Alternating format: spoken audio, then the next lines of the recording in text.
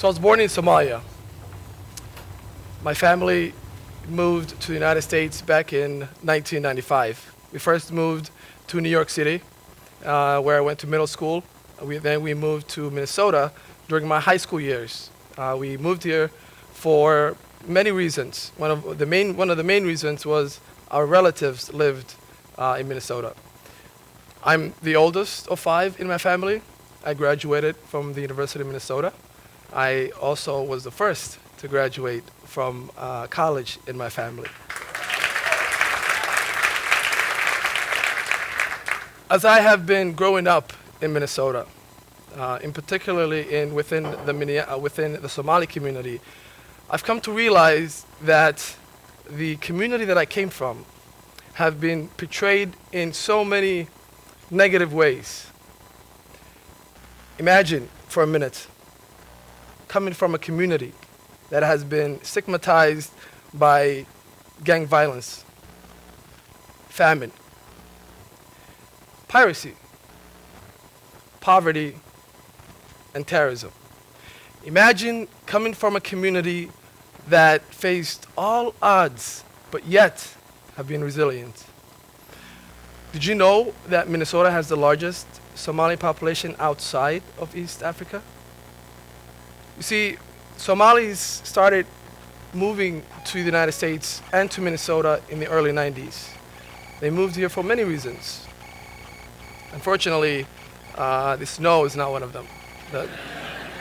The 20-inch snow does not attract Somalis to Minnesota.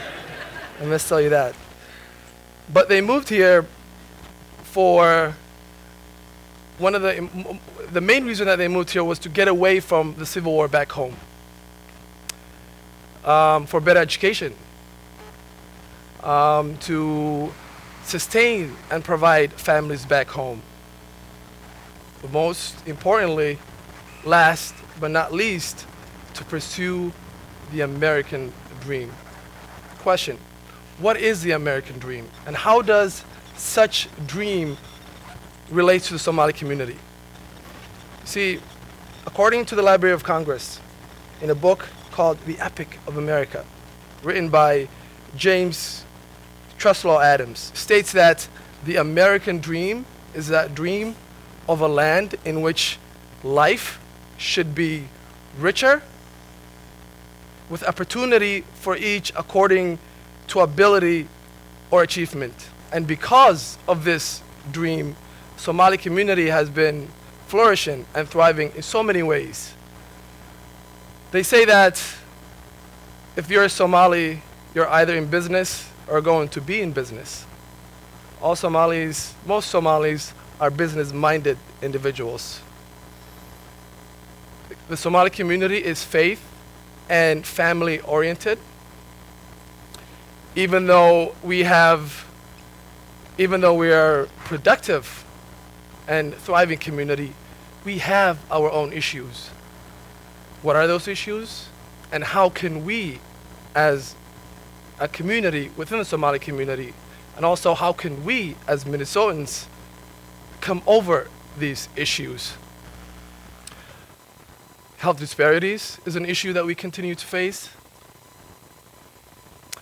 Lack of education is another one. Generational gaps between the youth and the old. Identity issues. Are we Somalis? Are we Somali Americans? Who are we? Radicalization, which we've seen this play out in the media in many times. The recruitment of young Somali men being recruited to terrorist organizations in Somalia, in East Africa, or most recently in Syria. Gang violence is another issue that we've been facing for many years, especially since 2007. Because of these issues, and because of many other issues, about a dozen of youth, young adults, from high school level to college level came together, in which I was part of.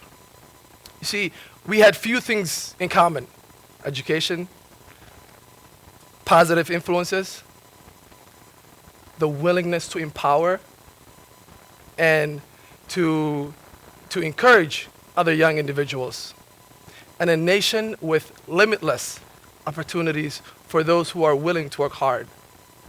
See, we had two things in our minds: building the value of this community and also integration. We wanted to get the young people to lead, to take ownership of their community.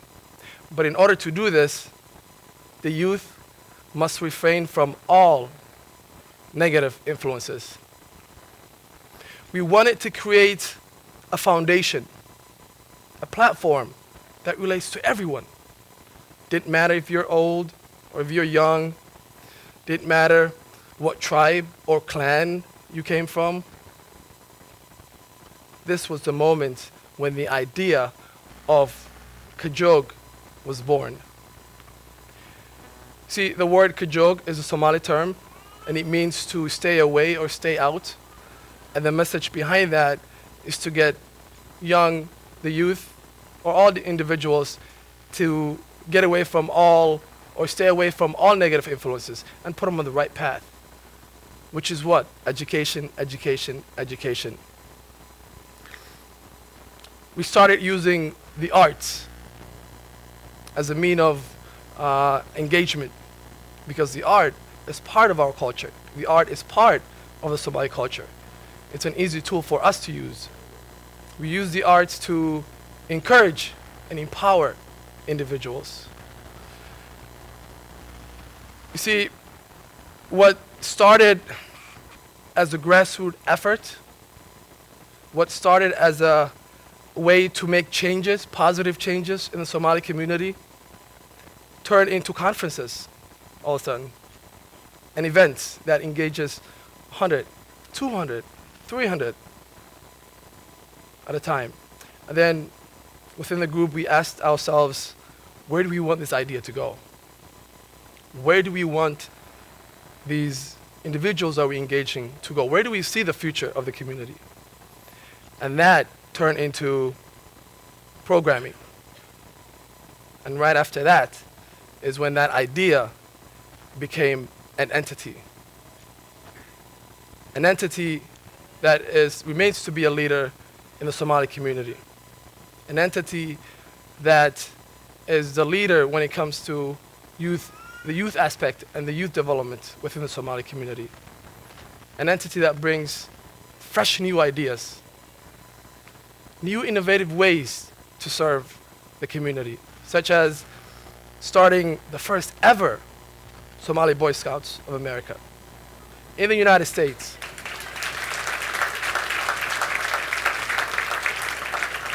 And perhaps the world. Also taking a group of young girls to Yellowstone Park for the first time from the Somali community. And this continues to happen every year. Starting 4-H clubs within the Somali community, along with the University of Minnesota.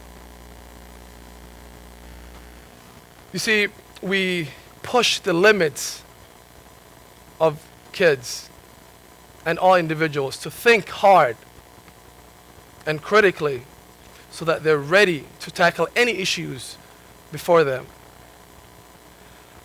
At a very young age, we teach kids how to mentor one another, how to lead one another, how to help succeed one another, so no kid is left behind to be recruited to any gangs or any negative activity. So where is this idea going? Where do we see this idea going that started here in Minneapolis in 2007, that was founded in 2007? Well, our vision is to implement this idea across the world where Somalis live. And we've actually begun to do this. This idea has been used by other nations as a tool of engagement, such as Canada and most recently in Kenya. This idea will be taken and will be implemented in Somalia, and it's already on its way to be implemented in Somalia, where it is needed the most. Why? Because 70% of that population are under the age of 30. Those are the individuals that we need to empower, to take ownership of their nation, so that one day Somalia can be the republic that it once was.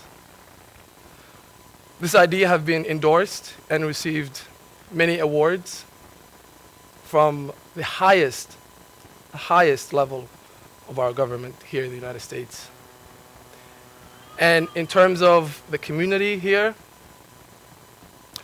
well, I can tell you that if Somalia becomes a safe nation, a better nation than it is today, some of our elders some may go back to live there.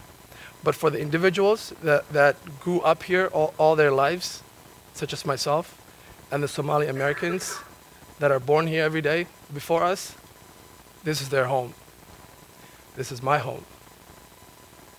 We're not going anywhere anytime soon. These individuals will help shape not only this community, but this great city of ours, this great state of ours, and this great nation of ours. Thank you so much.